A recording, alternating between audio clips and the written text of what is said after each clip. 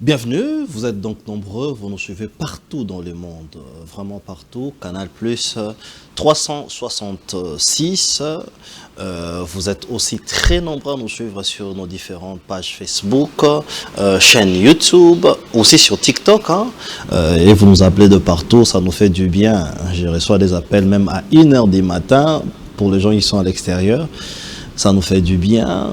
Quand nous sommes éteints, comprenez, mais il y a des moments où nous sommes très accessibles pour vous. J'ai l'honneur et le plaisir de recevoir le pasteur Michel Kabunda. Vous êtes habitué, c'est déjà un habitué de l'émission Vraie Version, où chaque lundi, on vous avait habitué par rapport à des thèmes différents, mais il se passait que les calendrier du pasteur était tellement plein, et je peux vous assurer aussi que c'est pas seulement les calendriers, mais l'église est en train de grandir chaque jour, et c'est peut-être aussi ça les raisons. Mais aujourd'hui, spécialement, nous avons les pasteurs, et nous allons parler d'un grand programme, les grands programmes qu'il y a à l'église, mais nous n'allons pas nous limiter de ces grands programmes, nous allons poser des questions comme il se doit, parce que vous savez que c'est aussi une bibliothèque. Donc nous allons parler de la prière des jeunes et de la croissance, et bien évidemment de l'église, comme ça faisait longtemps. Pasteur Michel, bienvenue.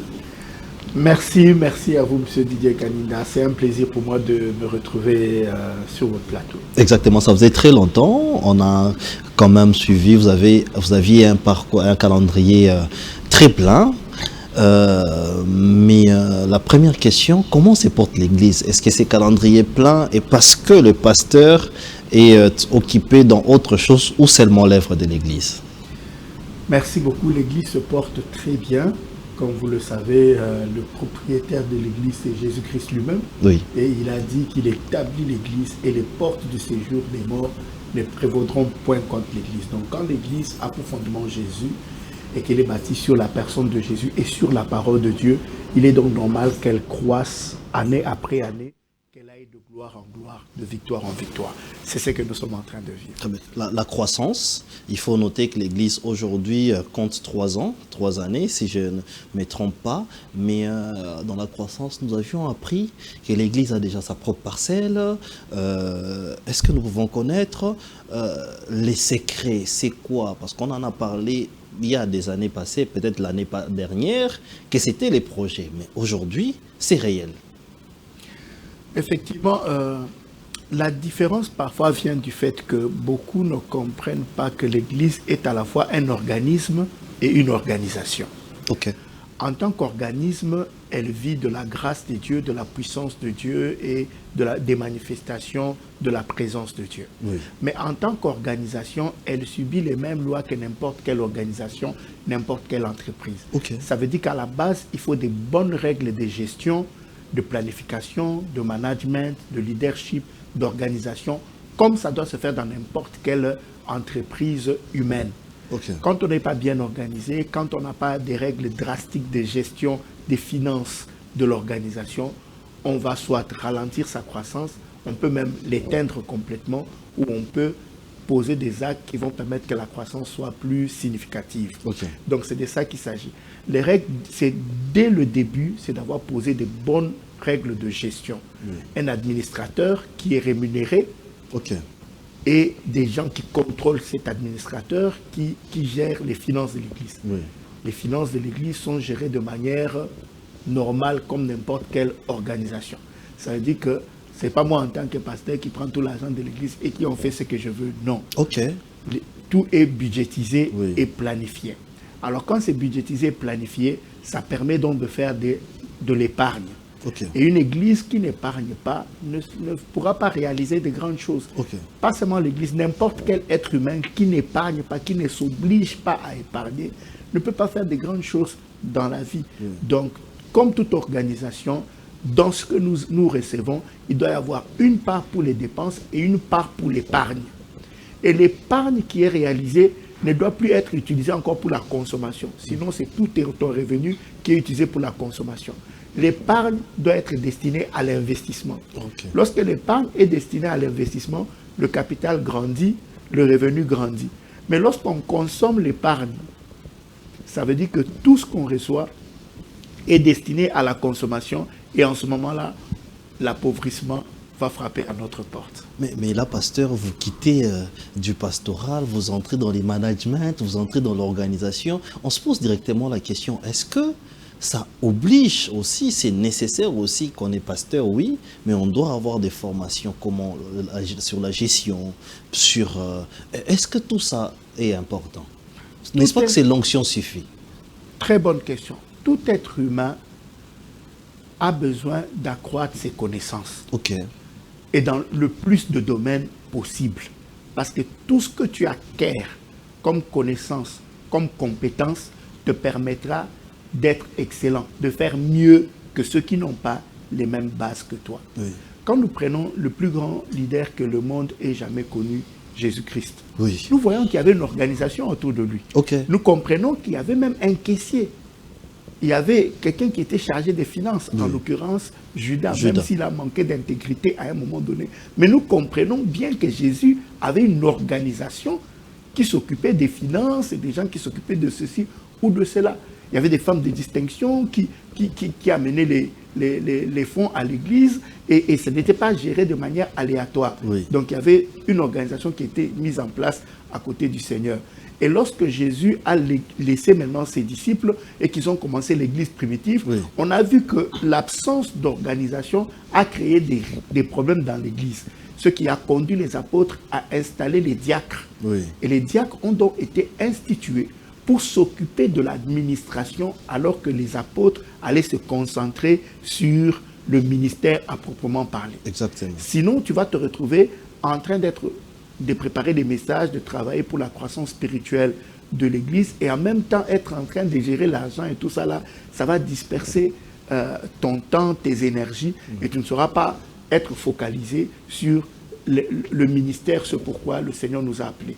Donc il est très important en tant que serviteur de Dieu de détacher le côté organisme, oui, le côté spirituel, le côté de la gestion des membres de l'Église avec le côté administration qu'il faut léguer à des administrateurs, à des personnes compétentes dans l'administration pour pouvoir gérer ce volet-là. Justement, ça me plaît que vous parlez de la compétence parce que j'allais en parler. Donc, ça veut dire aujourd'hui, pour être diacre ou pour être administrateur, il faut avoir un certain CV. Donc, c'est vrai qu'être diacre, c'est serviteur de Dieu, mais vous êtes appelé. Mais la condition aussi, vous devrez avoir une certaine connaissance. Bien sûr, dépendamment de la diaconie à laquelle vous avez été appelé, vous devez avoir les compétences en la matière. Par exemple, celui qui gère l'administration, il doit connaître les règles administratives, il doit savoir comment écrire les correspondances administratives, il doit savoir comment gérer les choses, il doit avoir des connaissances en ressources humaines parce que l'Église a aussi des employés qui sont payés par l'Église. Il doit avoir des connaissances en matière d'impôts, en matière de relations avec l'État, parce qu'il y a aussi des obligations de ce côté-là. Donc, ils doivent remplir les fonctions. La personne qui gère les finances, le caissier ou le trésorier, il doit avoir des compétences aussi dans ce domaine-là. Sinon, il y aura des erreurs, il y aura des fuites, des pertes, et parfois même des détournements. Mais oui, justement. Mais les gens disent, vous de la borne, entre guillemets, c'est ce que les gens disent, aux paroles du salut, vous êtes trop français, trop administration, les Saint-Esprit, c'est les feux, c'est comme ça vient là.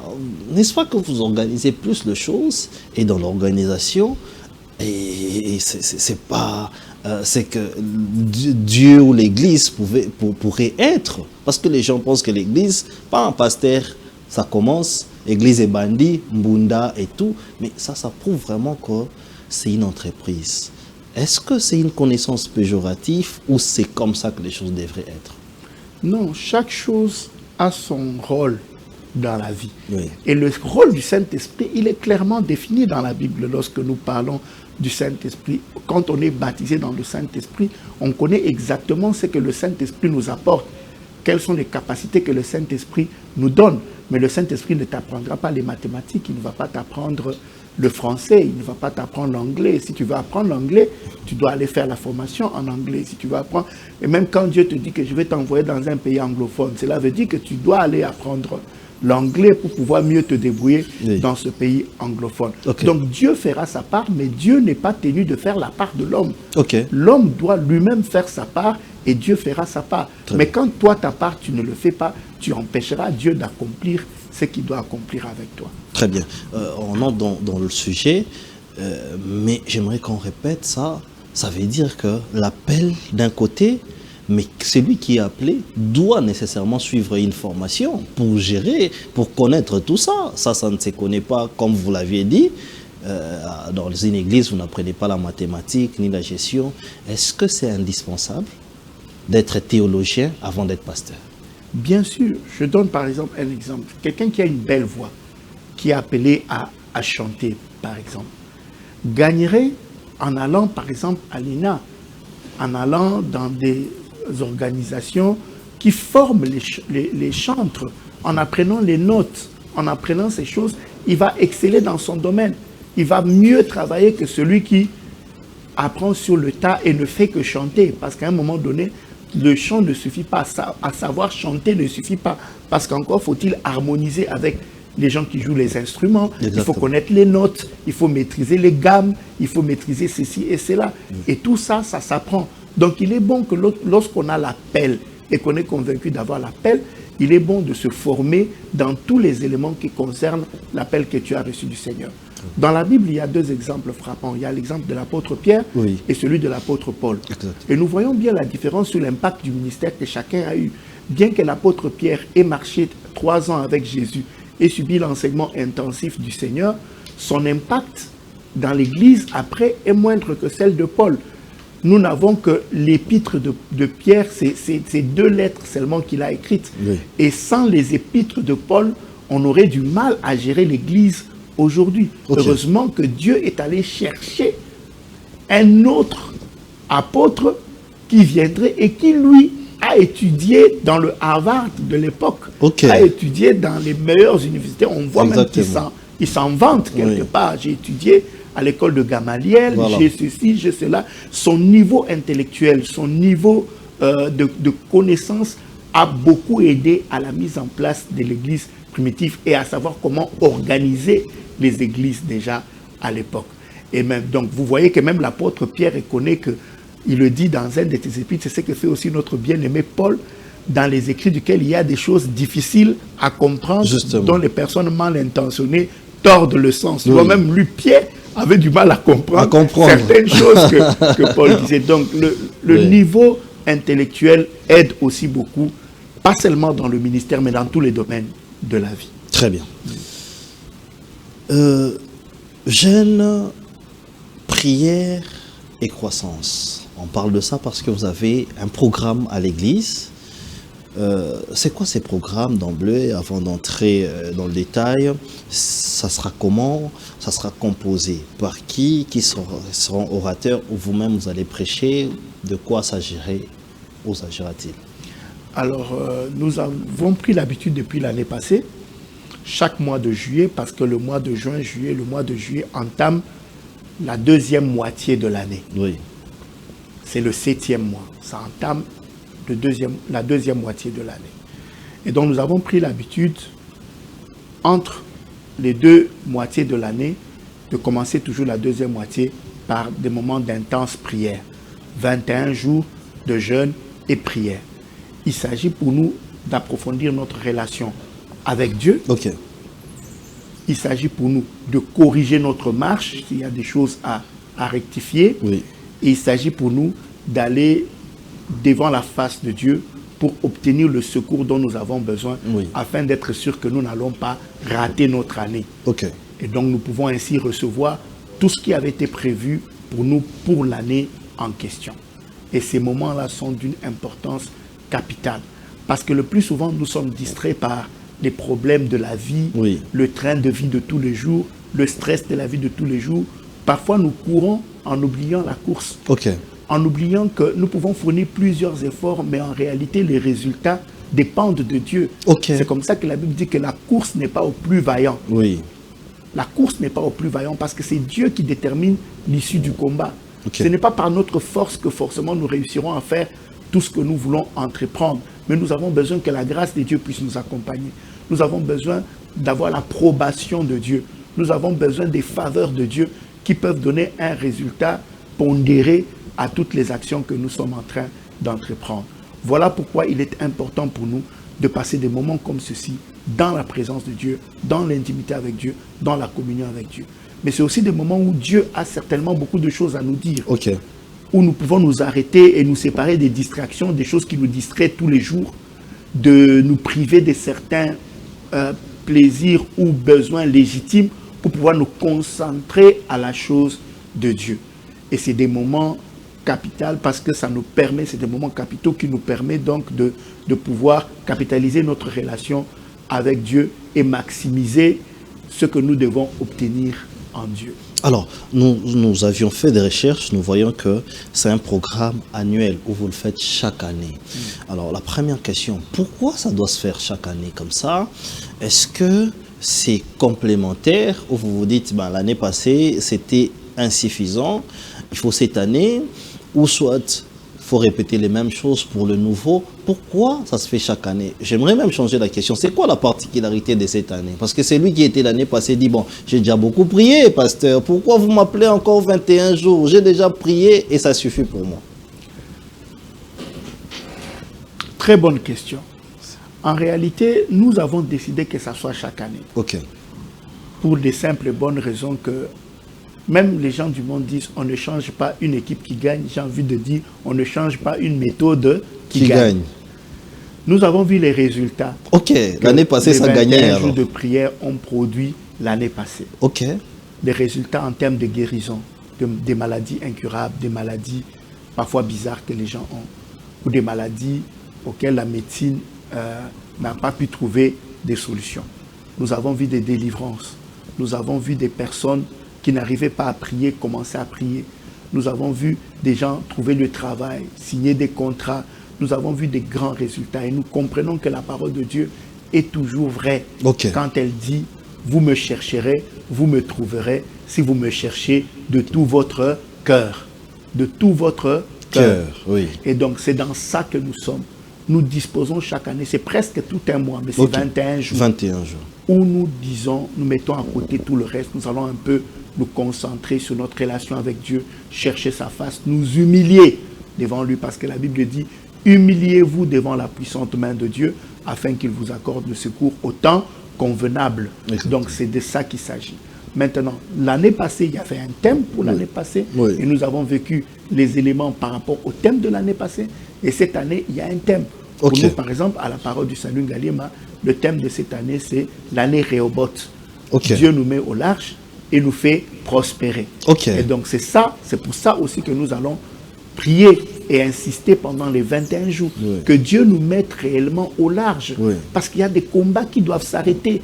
Les combats ne doivent pas être permanents toute la durée de la vie de quelqu'un. À un moment donné, le combat doit s'arrêter. Des combats doivent s'arrêter et on doit passer à autre chose. Année après année, nous devons passer à un autre niveau, à d'autres étapes, braver certaines limitations financières, certaines limitations spirituelles, certaines limitations sociales. Nous devons année après année progresser et faire le constat de ce progrès. La Bible dit que tes progrès soient évidents pour tous. Et pour cela, nous devons insister dans la prière, insister dans le jeûne, parce que le jeûne est très important dans le moment de prière. Nous jeûnons pas pour obliger Dieu à faire ce que nous voulons. Non, nous jeûnons pour devenir capables, disponibles pour obtenir les choses de Dieu. Parce que le plus souvent, c'est notre chair et c'est parfois les mauvaises habitudes, les mauvais sentiments qui nous empêchent de voir la gloire de Dieu. Je donne un exemple concret. Quelqu'un qui est orgueilleux. La Bible dit Dieu résiste aux orgueilleux. Par moment, tu ne reçois pas parce que Dieu sait que tu es encore orgueilleux et que s'il te donne la chose que tu demandes, ça va encore alimenter ton orgueil. Tu vas commencer à marcher sur les gens, à piétiner les gens. Comme on entend une expression que les loubaphones ont l'habitude de dire, vous voyez, des choses comme ça. Dieu peut pas te donner. Dieu devient ton opposant. Voilà, Dieu ne peut pas te donner pour que tu commences à niata les gens. Non. Dans ce cas-là, il n'est pas avec toi. Il va même te résister. La Bible dit, il résiste aux orgueilleux. Mais maintenant, quand tu veux passer à un autre niveau, et que ton caractère, ton égoïsme, ton égocentrisme empêche Dieu de te faire passer à ce niveau-là, il est bon de t'humilier toi-même dans la présence de Dieu. Et pendant que tu es en train de prier, Dieu est en train de briser ton orgueil. Ok. Il brise cet ego. Il enlève certaines scories, certaines mauvaises habitudes, certains défauts.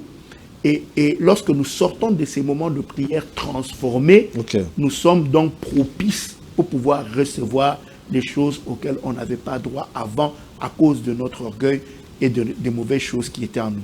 Un autre exemple que je vais te donner.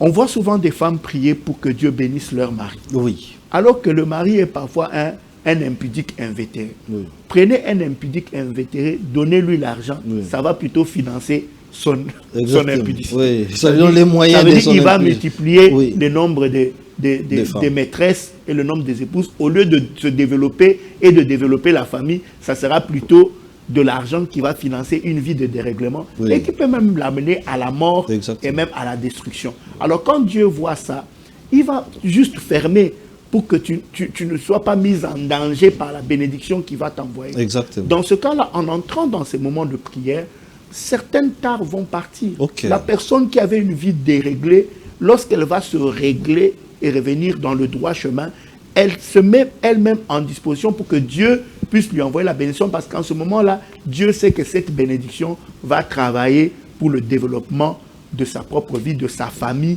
et même de l'Église. Et pourquoi pas de la société dans laquelle cette personne se trouve.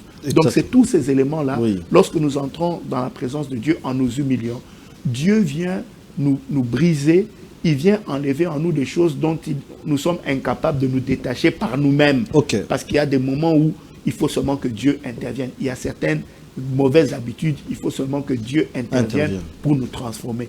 Lorsque nous serons transformés, nous serons donc maintenant éligibles pour pleinement recevoir les bénédictions de Dieu. Très bien, pasteur. Donc, vos explications sont claires et nettes, mais nous devons entrer en détail. Alors, il y a des gens qui se posent des questions. Ils veulent bien gêner. On est dans le détail du programme. Mais est-ce que c'est obligatoire? Dois-je seulement entrer dans ce programme pour gêner? Parce que moi, je n'arrive pas de faim, parce que moi, je suis malade, parce qu'il y a plusieurs raisons. Quelles sont les conditions pour participer à ce programme précis? Il est vrai qu'à chaque chose, il y a toujours des exceptions. Oui. Okay? Quand quelqu'un a des prescriptions médicales, quand Oui. quelqu'un a des problèmes de santé, il peut lui-même adapter son jeûne par rapport à ce que le médecin lui a dit ou par rapport à son problème de santé. Ok. Mais le plus important ici, c'est que tout le monde se retrouve en train de s'humilier. Oui. Le plus important ici, c'est la privation des besoins légitimes pour se concentrer à la chose de Dieu ou à la recherche de Dieu. Oui. Alors, en temps normal, nous tous, nous jeûnons de minuit à 18h Ok. ou après le culte. Oui. C'est seulement après le culte que nous pouvons aller manger. Et nous avons déterminé que pendant la journée, Oui. on peut boire de l'eau, on boit tout ce qui est liquide, Ok. mais on ne mange rien de solide. Oui. Maintenant, si quelqu'un est malade, il peut se donner de manger quelque chose de léger parce qu'il prend des médicaments ou parce que les médecins lui ont dit X ou Y chose. Mais le plus important, c'est que même celui qui est malade, qu'il soit conscient qu'il est dans une période de jeûne et prière et qu'il trouve le moyen toujours de s'astreindre à une certaine forme de jeûne pour qu'il puisse obtenir les résultats qu'il cherche auprès de Dieu. Oui. Qui sait si ce n'est pas à travers ce jeûne qu'il guérira de la maladie dont il souffre. Donc c'est ça le plus important. Très bien.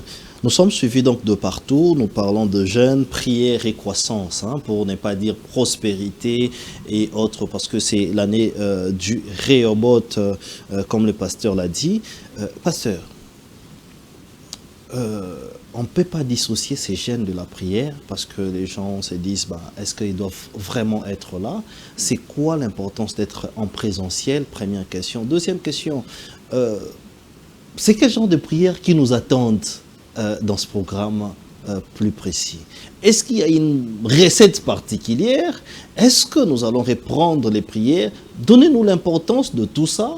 Et puis, vous avez dit quelque chose ici, vous avez parlé de la prospérité. Peut-on seulement prospérer après ces programmes de prière? D'abord, il faut que je redéfinisse le terme prospérité. Oui. Parce qu'il y a beaucoup de confusion aussi à ce sujet. Ok. Prospérité et richesse sont deux choses différentes. Ok. Il faut déjà comprendre ça. Quelqu'un peut être riche sans être prospère. Et quelqu'un peut être prospère sans être riche. Je donne un exemple. Oui. Quelqu'un qui touche $200 par mois, il n'est pas riche parce que ce n'est pas beaucoup d'argent. Oui.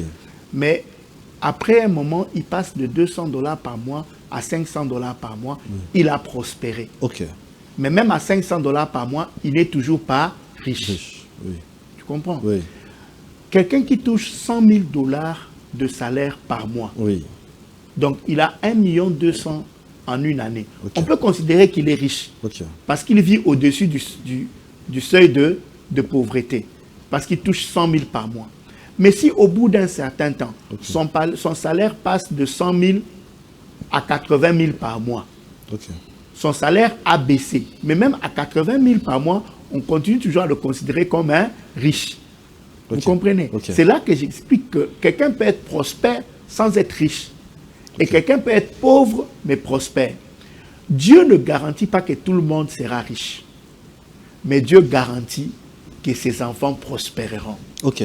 Ça veut dire que chacun quittera au moins un point A vers un point B qui sera meilleur que le point Ça, c'est A. une condition pour les Voilà. enfants de Ça, Dieu. c'est une Donc. promesse. Ok. Ça, c'est une promesse que Dieu a faite. Ok. La Bible dit que le voleur ne vient que pour voler, égorger, détruire, mais lui est venu afin que ses brebis aient la vie et qu'il ait cette vie en abondance. Et même nous voyons dans les épîtres, l'ancien Agaius, il dit « Je souhaite que tu prospères à tous égards Ok. et que tu sois en bonne santé ». Ça ne veut pas dire que je souhaite que vous soyez des millionnaires. Non, je souhaite que la condition de chacun puisse s'améliorer année après année, jour après jour. Exactement. Et quand nous entrons donc en prière, nous entrons en prière pour pouvoir chercher la face de Dieu afin que par sa bénédiction, nos conditions de vie puissent s'améliorer. Exact. C'est pourquoi nous n'utilisons pas le terme riche, mais nous préférons utiliser le terme prospère. Ok. Ça veut dire un état continuel d'avancement. Et ça, ce n'est que possible par la prière. Et ça, c'est une des choses que la prière octroie. Alors, il y aura quelle sorte de prières dans ce programme? Parce qu'il paraît, pasteur, qu'il y a des sortes de prières. Parce qu'il paraît, pasteur, il y en a plusieurs. Il paraît, comme j'ai dit, parce que ces questions-là, c'est des gens qui se posent.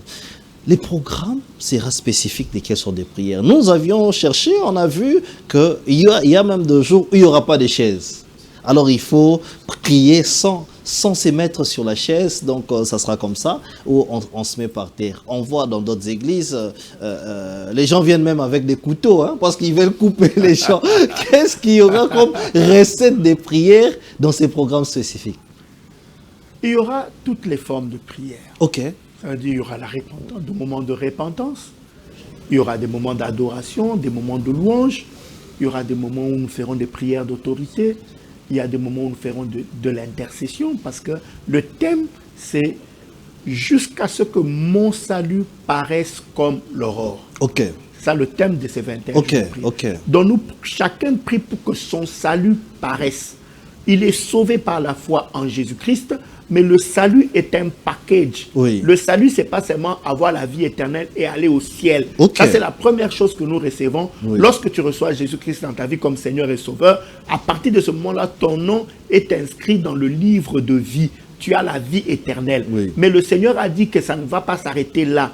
Il a dit, cherchez premièrement le royaume et la justice de Dieu, et toutes les autres choses vous seront données par surcroît. Donc, une fois qu'on a le royaume Oui. et la justice de Dieu, Oui. une fois qu'on a la vie éternelle, il y a aussi d'autres choses qui doivent venir s'ajouter Ok. selon la promesse que Dieu a faite à ses enfants. Oui. Voilà, nous prions, nous jeûnons, parce que nous sommes déjà dedans, nous sommes déjà les enfants de Dieu. Justement. Mais nous voulons montrer au monde qui nous entoure que rien n'est impossible à notre Dieu et que Ok. le Seigneur sait prendre soin de ses enfants Exact. et que le Seigneur est capable de répondre à tous les besoins de ses enfants. C'est un papa responsable. Ok.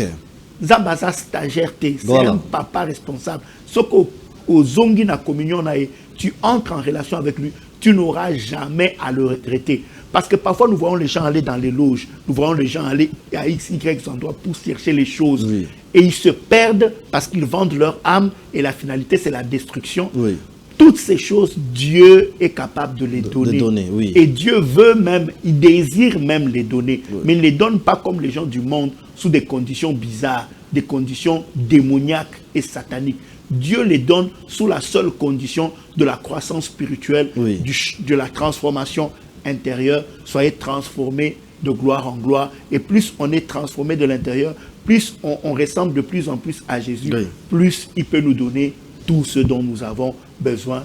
Il a promis, je rendrai ton nom grand, Oui. tu seras la tête et non la queue. Toutes ces promesses s'attachent aux enfants de Dieu, pourvu que la transformation extérieure soit conditionnée ou soit la suite logique de la transformation intérieure. Donc, il y aura donc des moments intenses d'enseignement. On va en parler d'ailleurs, quels seront les intervenants, on va en parler. Mais les bémols, c'était, comme on a fouillé, comme je le disais tantôt, il y aura des moments où il n'y aura pas de chaises. Donc, il y a des programmes où il y aura prière non-stop, que personne ne s'assoie. Pour quel objectif? Voilà. Le but recherché, c'est vraiment de toucher le cœur de Dieu. Ok. Le but recherché, c'est vraiment de s'humilier devant Dieu. Ok. C'est comme ça que nous disons qu'il y aura des moments où on ne va pas s'asseoir. On sera soit à genoux, soit debout dans la présence de Dieu. On ne va pas se mettre trop à l'aise. On veut pleurer, supplier Dieu. On veut implorer sa grâce. Oui. C'est pour cela qu'à certains moments, nous allons nous astreindre à ces disciplines-là. Pendant les 21 jours, il y aura, comme vous l'avez dit, plusieurs orateurs. Parce que je crois fermement qu'aucun homme de Dieu n'a tout ce dont le peuple sur lequel il est établi a besoin. Ok. Non. Chaque Ok. homme de Dieu a une particularité. Ok. Chaque homme de Dieu a des grâces qu'il a reçues de Dieu. Ok. Chaque homme de Dieu a des dons qu'il a reçus de Dieu. Et donc chaque homme de Dieu devient un don de Dieu à l'Église universelle Ok. du Seigneur. Exactement. Et donc nous pensons qu'à la parole du salut Ngaliema, nous avons aussi besoin des grâces qui viennent Extérieures, d'ailleurs, oui. des dons qui viennent d'ailleurs. C'est pourquoi nous aurons des orateurs internes et des orateurs externes, oui. tels que le Seigneur va conduire. Et chaque orateur qui viendra amènera sa grâce, apportera ses dons Oui. et tout ce à quoi Dieu l'a appelé pour les transmettre au peuple de Dieu et déclencher les faveurs de Dieu, les grâces de Dieu, les bénédictions de Dieu envers leur peuple. C'est Il y a des hommes de Dieu qui ont des dons particuliers pour la guérison. Ok. Ils viendront pour prier pour les malades, Oui. pour que les gens obtiennent la guérison. Il y a des hommes de Dieu qui ont des grâces particulières pour les miracles, Oui. ou pour l'enseignement, ou pour amener les gens à la repentance, ou pour amener les gens à la transformation personnelle. Donc, ça sera des orateurs variés pour que tous les domaines de la vie de tous ceux qui vont entrer avec nous en prière soient affectés. Ok. Et qu'il n'y ait aucun domaine qui soit épargné, parce que nous voulons qu'au sortir de ces 21 jours, que la gloire de Dieu soit manifeste dans nos vies. Très bien. Donc, nous comprenons qu'il y a beaucoup des intervenants qui seront là. On ne peut pas savoir quelques-uns, pasteur, ou ça doit être un secret? Évidemment, il y a quelques-uns qui sont déjà Oui. connus. Nous avons déjà beaucoup d'orateurs maison, donc Oui. Parole du Salut, qui sont de la Parole du Salut, le pasteur Christian Nimi, Oui. le pasteur Parfait Mavungu, Ok. le pasteur David Mayoyo, qui sont des bien-aimés, qui sont avec nous Oui. à la Parole du Salut. Il y en a plusieurs, Nazis, ce n'est pas exhaustif, mais il y a aussi des personnes que nous prendrons de l'extérieur. Il y a le pasteur Odal, par exemple, Kolangas, qui nous a toujours accompagnés. Oui. Il y a le pasteur Joyeux Loubaki, il y a l'apôtre Jonathan Mongali. Il y a donc des gens comme ça qui viendront aussi se joindre à nous pour nous accompagner pendant ce moment de prière. Sachez qu'au fur et à mesure des jours, le Saint-Esprit nous conduit par rapport aux personnes que nous devons inviter pour qu'ils viennent bénir le peuple de Dieu avec les grâces qu'ils ont reçues de la part de Dieu. Et il en sera ainsi tout au long de ces 21 jours. Très bien. Très bien. Je peux vous assurer aussi que nous avons parlé avec les pasteurs, l'apôtre Mongali, qui nous a dit qu'il sera là, parce que rappelez-vous, hein, dans nos différentes émissions, ils ont une histoire commune avec les pasteurs Michel. Donc, il nous a promis, on va organiser pour vous dire quand est-ce que ça sera. Il nous avait dit qu'il avait un séminaire aux États-Unis. Je pense qu'il est déjà venu, donc on est en train d'organiser cela. Nous arrivons presque à la fin, pasteur, mais les gens veulent savoir aussi l'adresse. Les gens veulent savoir aussi, au-delà de ces programmes, est-ce que les pasteurs est aussi accessible? Qu'est-ce qu'il peut faire en ces tels moments pour vous rencontrer, pasteur, et puis échanger avec vous? Merci pour cette question. L'adresse d'abord de la Parole du Salut Ngaliema du Centre évangélique francophone la parole du salut Ngaliema, c'est avenue Bobila, numéro 4, quartier Joli Parc. Oui. Alors, pour les références, quand vous êtes en magasin Kitambo, vous prenez la route, l'avenue Tourisme, vous dépassez la banque qui est à côté, vous continuez à avancer, vous allez longer le mur du chantier naval de Chani Métal. Oui. Avant d'arriver au petit pont, il y a une route qui remonte vers le séminaire Jean 23 de l'Église catholique et qui se prolonge sur des écuries. Okay. C'est ça l'avenue Bobila, okay. Au numéro 4. Et donc les cultes, c'est tous les jours de la semaine, de 17h30 à 19h30, le samedi, oui. De 16h30 à 18h30, et le dimanche, nous avons nos deux cultes, 8h, 10h et 11h, 13h. Okay. Voilà pour ce qui est des programmes. Oui. Et pour ce qui est du mot de la fin, je voudrais juste dire que, comme je l'ai dit dans l'introduction, Dieu n'est pas engagé à ce que tout le monde devienne riche. Okay. Mais Dieu est engagé à faire prospérer chacun de ses enfants. Okay. Quand tu viens au Seigneur et que tu reçois Jésus-Christ dans ta vie comme Seigneur et Sauveur, le Seigneur va t'accompagner dans ta vie. Et Dieu n'est pas un Dieu lointain. Voilà. Il est un Dieu qui est proche de ses enfants, qui connaît leurs problèmes, qui connaît leurs besoins et qui connaît leurs désirs. La volonté de Dieu, c'est que tu prospères à tous égards. La volonté de Dieu, c'est que tu sois en bonne santé. Oui. La volonté de Dieu, c'est que tu mènes une parfaite vie de sanctification. La volonté de Dieu, c'est que tu sois débarrassé de tout ce qui empêche la gloire de Dieu de se manifester dans ta vie. Ainsi, pendant les 21 jours que nous allons traverser, des chaînes vont tomber, des malédictions vont être révoquées, des problèmes de santé vont être résolus, le niveau spirituel va augmenter, oui. Des dons vont être reçus, les dons du Saint-Esprit. Certains vont recevoir l'appel, les ministères, il y a des visions qui vont naître. Et par-delà tout ça, Dieu va bénir son peuple. Ça veut dire qu'il y a des gens qui sont restés longtemps à un certain niveau, qui vont avoir des promotions, qui vont avoir ceci ou cela, parce que notre Dieu est fidèle. Chaque fois qu'on le cherche, on le trouve. Et celui qui trouve Dieu, trouve également tout ce que Dieu est capable d'offrir. Donc il y aura des moments de délivrance, des moments de louange et autres là. Les packages sera donc complet. Prenez donc rendez-vous, pasteur, pour ceux qui veulent vous rencontrer, qui viennent à l'église aussi, évidemment. Très bien. Pour ceux qui appellent, venez à l'église. Vous voyez même l'affiche est en train de... l'affiche, il y a la description même de l'église sur notre affiche qui est donc là. Nous sommes donc arrivés à la fin de cette émission. Il s'agissait normalement de parler de la prière. Vous comprenez qu'on n'est pas entré dans le détail de forme de la prière, des prières qu'il faut avoir parce que nous en avions déjà parlé. Entrez sur notre chaîne YouTube. Vous verrez des émissions avec les pasteurs où on a parlé sur beaucoup plus de thèmes. Il nous reste aussi mariage et divorce. Ça, on va en planifier, on en parlera prochainement, peut-être après ces programmes. Mais dans l'entretemps, prenez donc rendez-vous et restez branchés sur nos antennes. Merci, pasteur, d'être là. Merci à vous et restez branchés. Bonsoir chez vous.